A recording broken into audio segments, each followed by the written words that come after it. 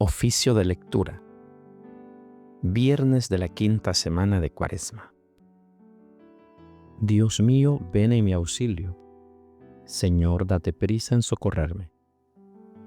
Gloria al Padre, y al Hijo, y al Espíritu Santo, como era en el principio, ahora y siempre, por los siglos de los siglos. Amén.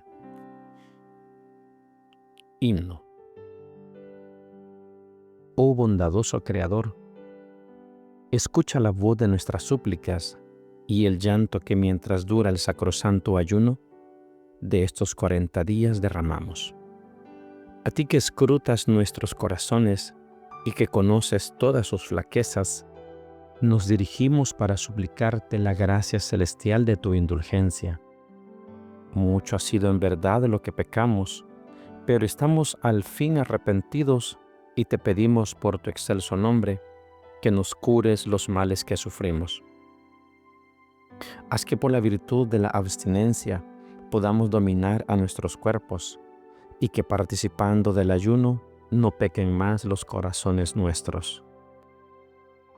Oh Trinidad Santísima, concédenos, oh Simplicísima Unidad, otórganos que los efectos de la penitencia de estos días nos sean provechosos. Amén. Salmodia. Antífona primera. Levántate, Señor, y ven en mi auxilio.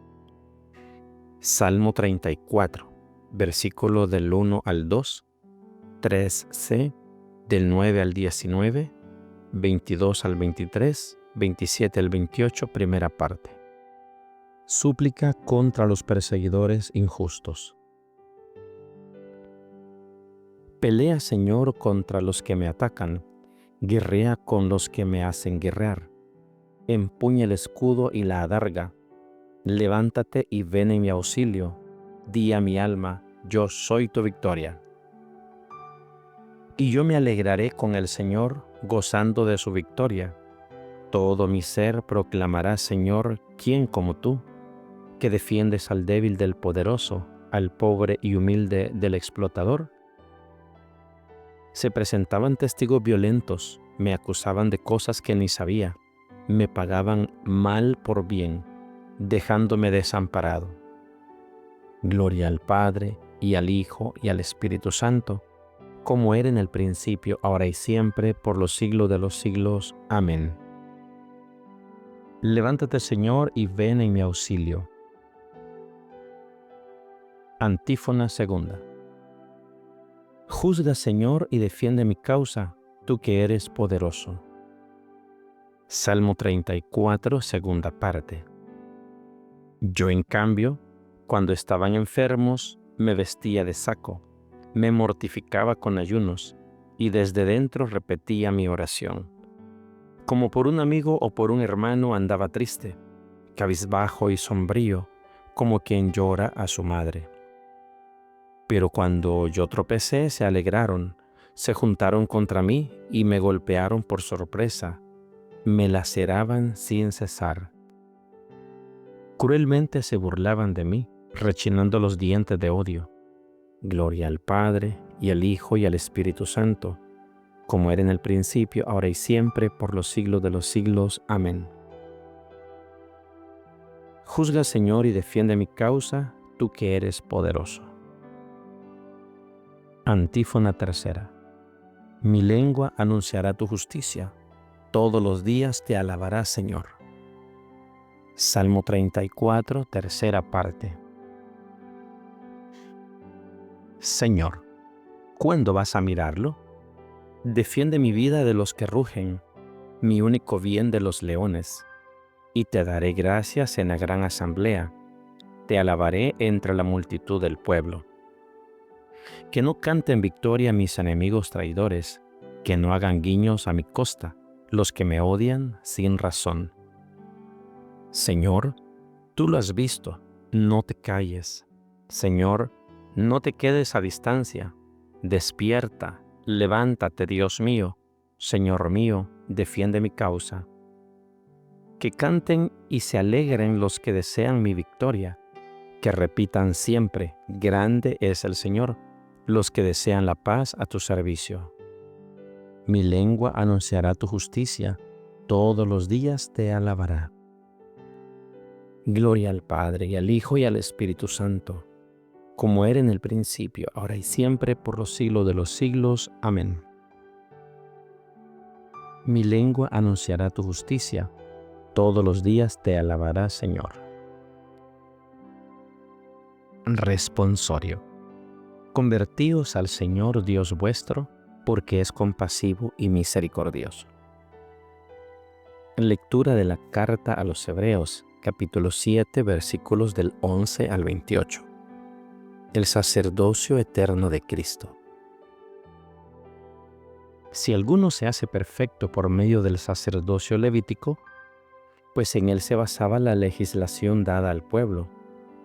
¿Qué falta hacía que surgiese otro sacerdote en la línea de Melquisedec y que no se le llame de la línea de Aarón? Porque cambiar el sacerdocio lleva consigo forzosamente cambiar la ley. Y ese de que habla el texto pertenece a una tribu diferente, de la que ninguno ha tenido que ver con el altar.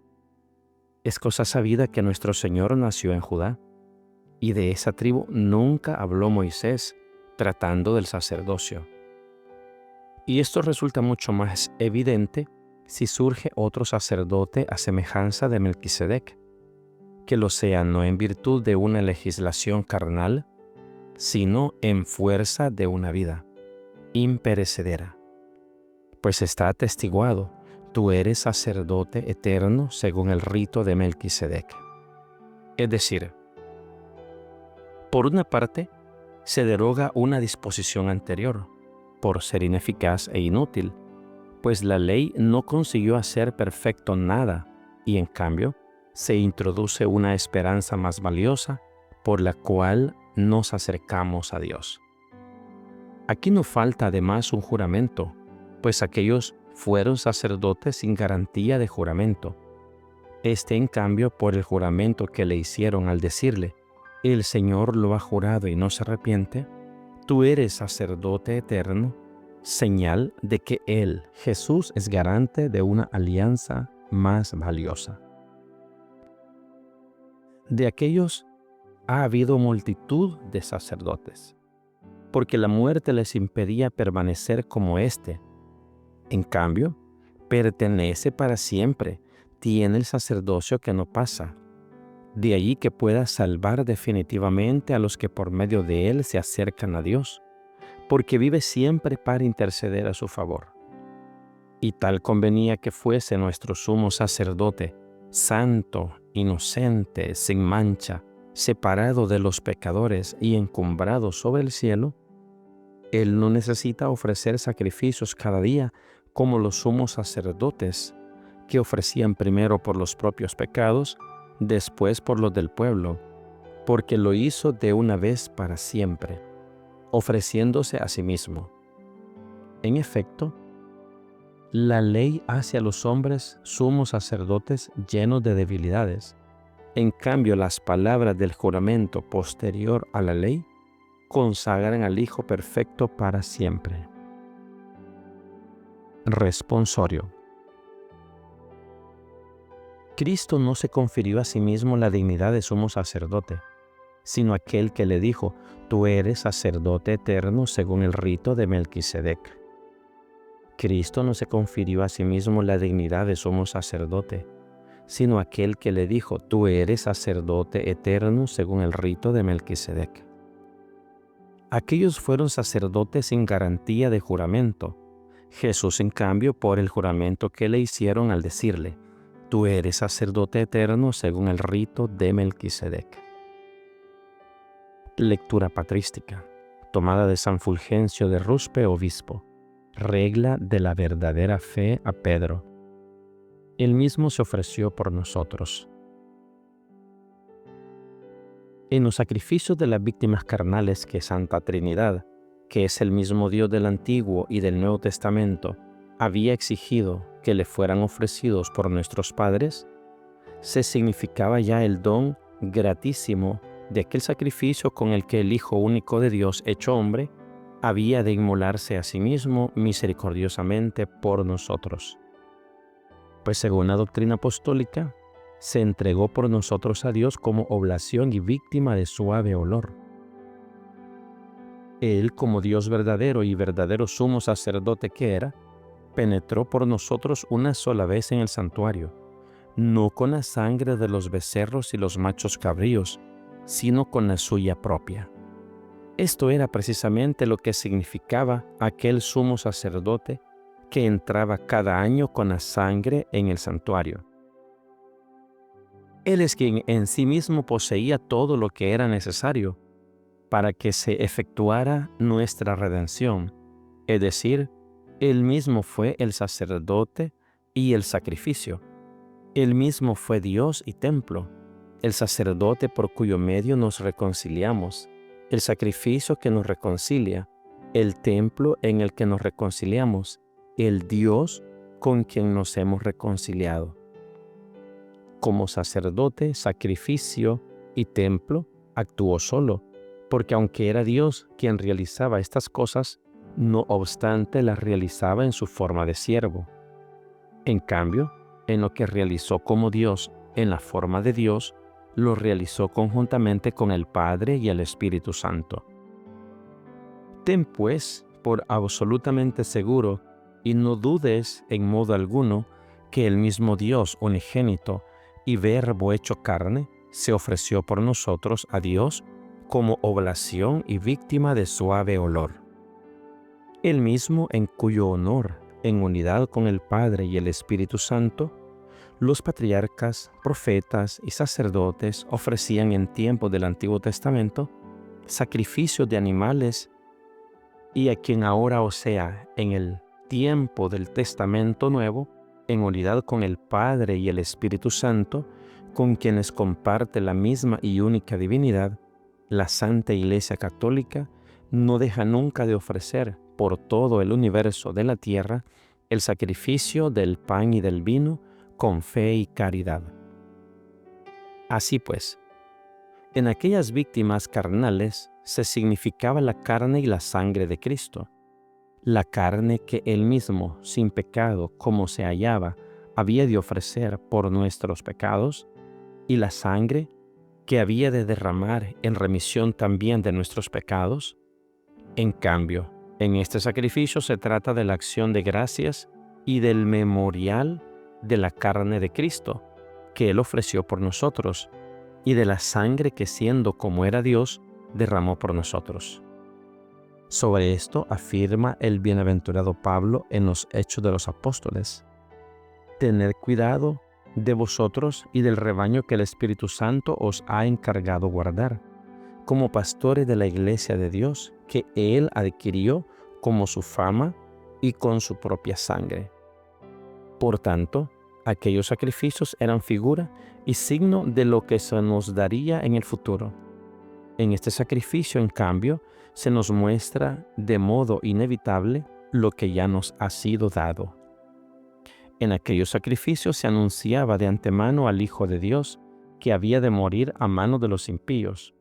En este sacrificio, en cambio, se le anuncia ya muerto por ellos, como lo atestigua el apóstol al decir: cuando nosotros todavía estábamos sin fuerzas, el tiempo señalado, Cristo murió por nosotros.